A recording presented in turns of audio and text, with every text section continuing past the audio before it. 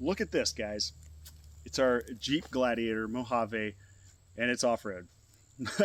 I know, it's been a year of us owning this thing. I haven't made many videos about the Mojave lately because we've just been driving it. It's our family vehicle. It's our one vehicle we own, and it's a daily driver. Now we've got over 16,000 miles on it, and we finally took it off-road. This is what we bought it for, and we were so excited about doing this. We just haven't had a chance. So we're out here at 3B Off-Road and RV Park in Eureka Springs, Arkansas, so that I can give you a 16,000 mile review and tell you how it does off-road. Stay tuned. I think kind of the elephant in the room with the Gladiator is the departure angle and the breakover angle. What that means is the departure from the, from the challenge that you're on. How much clearance do you have? Well, on this, because so much of this vehicle hangs out behind the back tire compared to a Jeep Wrangler or a Bronco, the smaller Bronco especially, well, you're going to run into stuff like this, and you're going to scrape things. The spare tire, the bumper, especially the tow hitch, which today took a beating. You do some scraping. And the other item is, of course, like I said, the breakover angle, which is the middle of the vehicle. Where does it high center? How much space do you have to break over the obstacle? And in our case, we scraped a few times. Dudes. A little bit of scraping. We won't scrape on this, I don't think. Wait for it. Side angle. Yeah, Oh. there it is. The scrapes They were never always happen. Just there. don't point them out. Don't point out the scrapes. No, It was there when we got it. We didn't slam down on any big boulders or anything, but we did scrape across some humps with gravel. But sometimes I just felt like I was leveling the obstacles off for other vehicles that are going to come out here. The side-by-sides, the Wranglers, stuff like that. I felt like I was clearing the path for them because a lot of just scraping.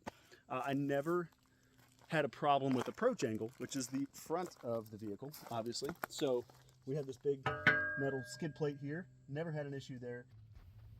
I want to talk about a couple of small little things that you maybe don't think about day to day, but when you're off-road, they make a difference when it comes to a vehicle like the Jeeps or a Bronco or something like that. And there's a couple things. First of all, the grab handles. Now, on the A-pillars and the B-pillars of the Gladiator and Wranglers, you have these really stout handles. And they help getting in and out every day, but especially when you're on a trail and you're parked on an incline, which I am right now, hopping into this thing, you've gotten out, you've assessed your situation, you're getting back in, you just grab this handle and hike yourself in. My Ranger didn't have these, had no handles on the A-pillars, so I was just grabbing the cloth A-pillar, and there I had a bunch of handprints on there that I was always having to clean off of that gray cloth A-pillar. I've added these little paracord handles. I've got one here. Edie, my daughter, she has one in the back there. I'll probably go ahead and add the other two because I bought a pair. I was like, nah, we'll see. But they're very helpful. They're nice. You can actually cruise just holding on to these. But especially when you're on a trail and you're bucking around or you're really leaning, the vehicle's tilted to the side, these are nice. And it's another grab point for hopping in and out of the vehicle. On the passenger side, on the Jeep, you have a big grab handle here on the dash. It's super sturdy, just like the A-pillar handles. Really sturdy, quality handle. On the Bronco, you've got some handles down low, and they serve the same purpose. You're just holding a different spot. But they're great for the passengers. So these are nice. Nice to have. The other thing that I really like about the interior of the Gladiator, at least in the 23s and older, are the head unit. Now, this is the larger Uconnect head unit, of course, but what's nice about this, it has a rubber surround, and it feels like it's weatherproof. I don't know how weatherproof it is, but obviously, if you're going to have the top and the doors off of this thing, you want a head unit that's going to be durable. This thing feels durable aside from just looking really, really good, and I think it's just the right size. On the infotainment system, you can change to a drivetrain and off-road mode as well. You see you can put the gauges right there. You can open off-road pages on this Uconnect system, and you've got some great information there. I just really like this layout. I think everything in here is cool, and it feels durable, which you want off-road. Speaking of durability, I love having a manual, gotta rip this thing into gear transfer case. I think this is awesome.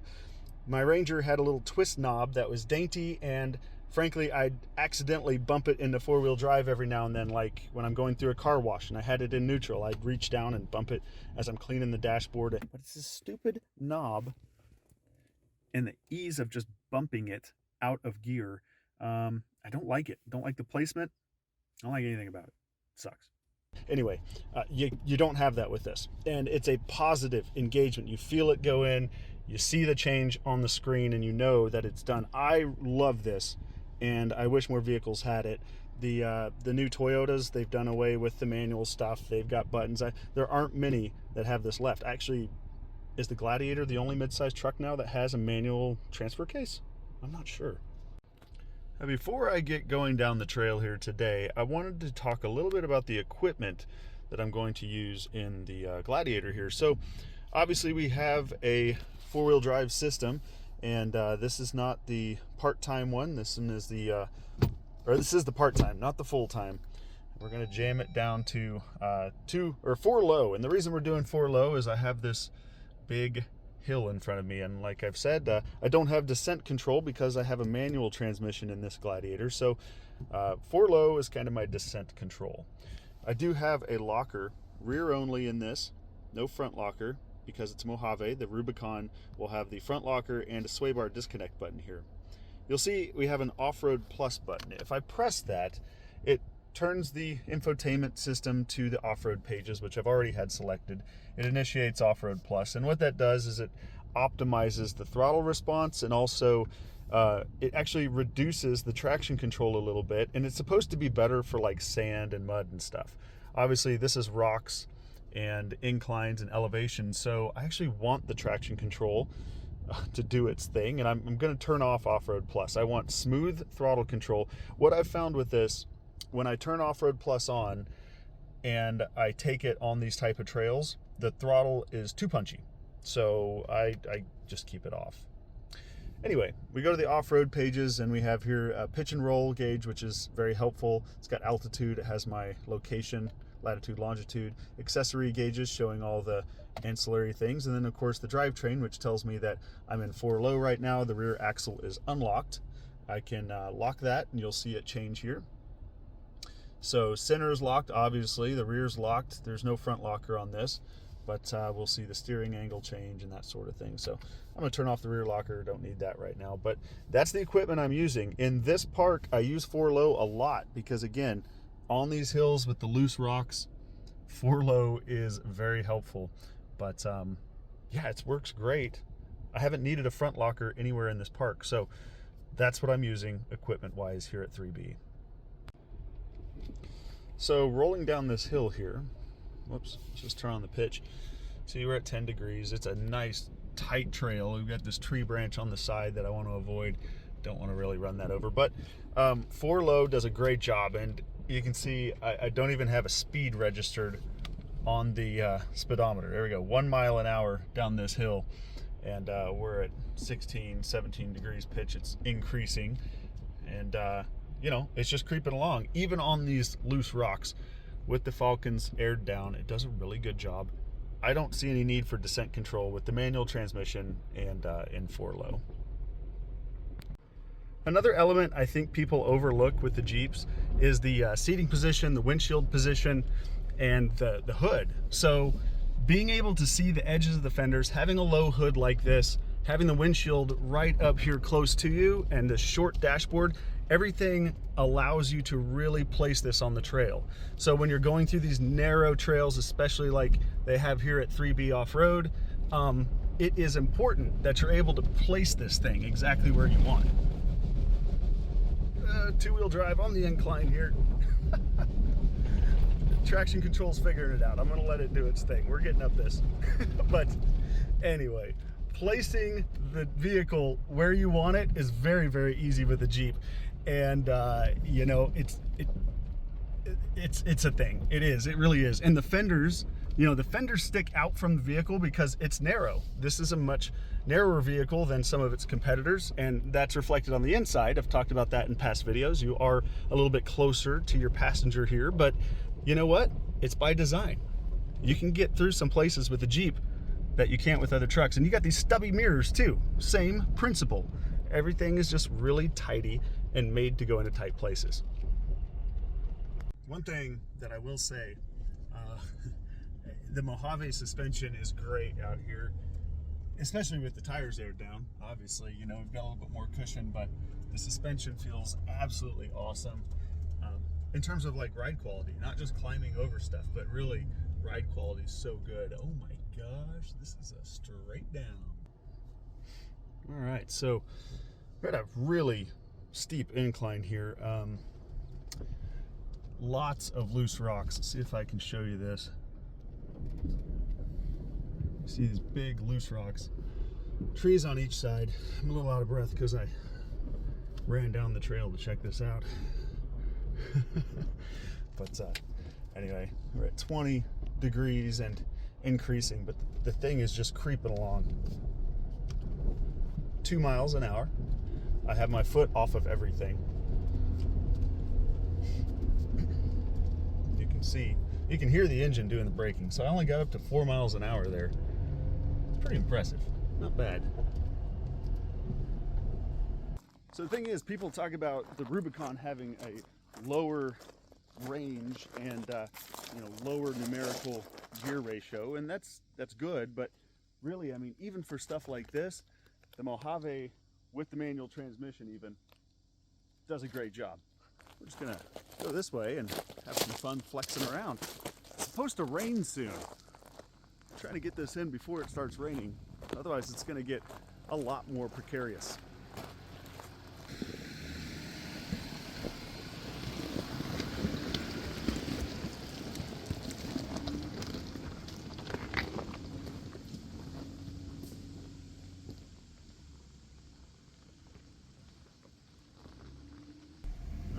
Got some pretty good sized rocks and a pretty good incline here. It's going to require us to get a little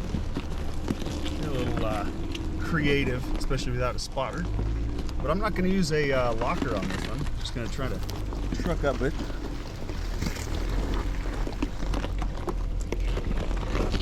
And yeah, no spotter, no locker needed. Just going. Just going. All right, this is a pretty good hill here, pretty good obstacle. Should be fun.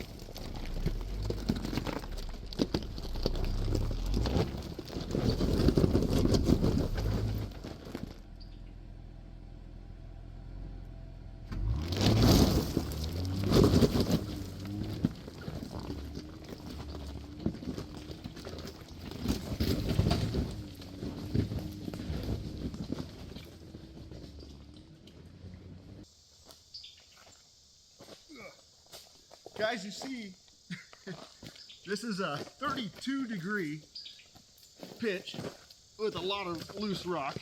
I'm having trouble just getting down this thing to get my camera. Hopefully I can get back up there. Anyway, it did it. That was the first time I've actually bogged the engine trying to get up something with the manual, but no problems.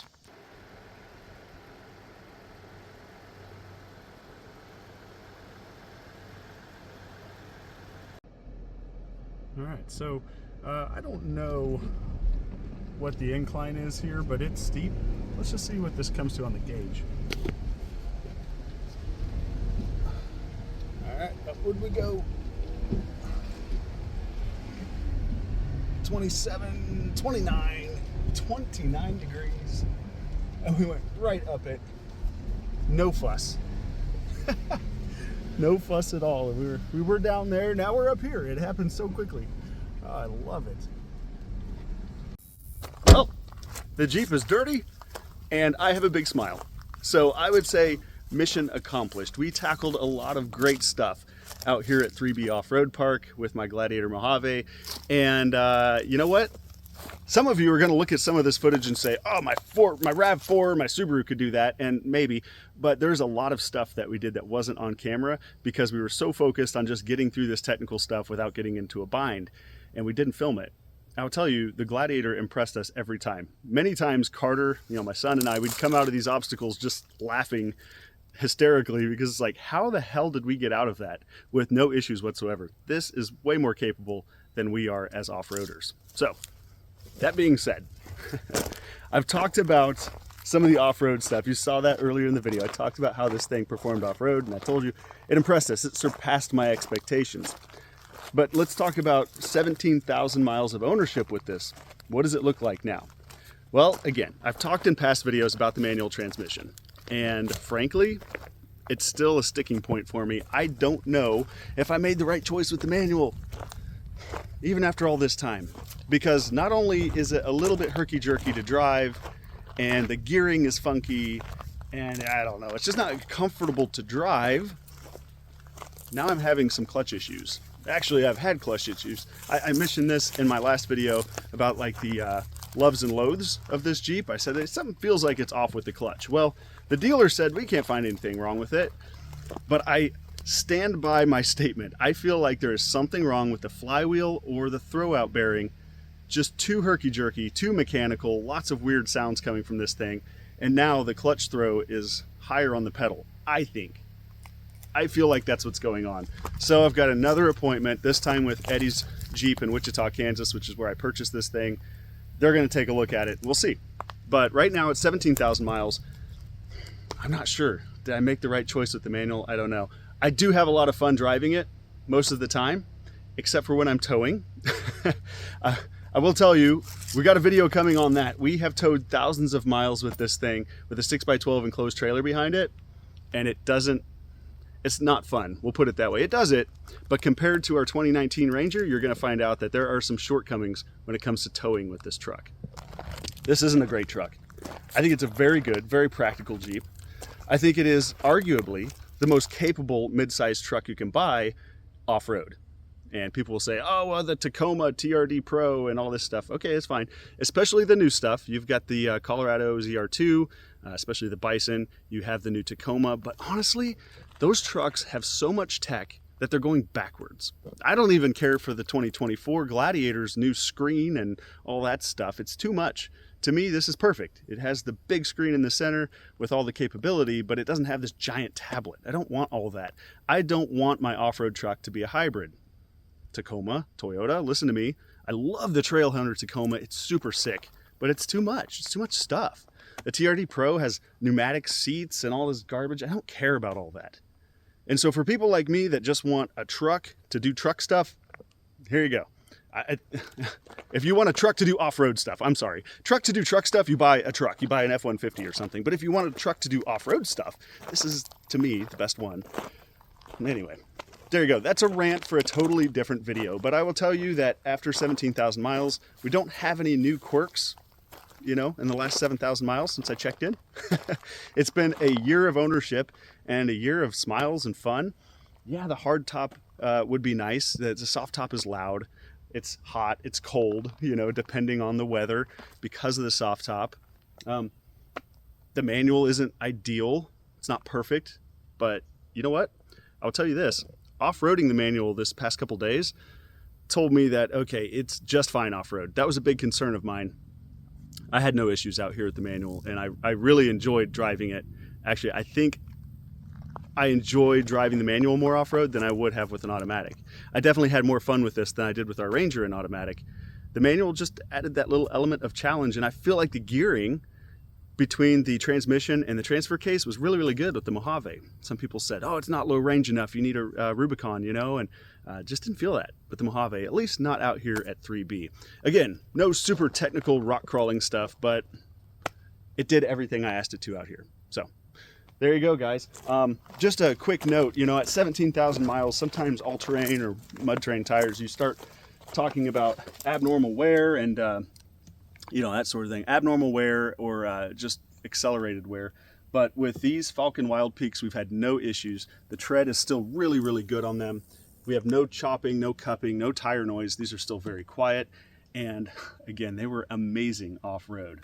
So I do want to take a quick look here at these tires because there was a lot of loose, jagged rock out here. I mean, you can see this just where I'm walking around here in the campsites. I mean, this is just like a 1/100th piece of what was out on the trail. And you guys saw some of that in the video. But the tires don't have any craziness going on. There's actually a little bit of cutting on the sidewall, or in the tread blocks on the sides here. You can see there's just kind of a little slice up here. The front tires, I did notice there's just some little gouging just from rocks.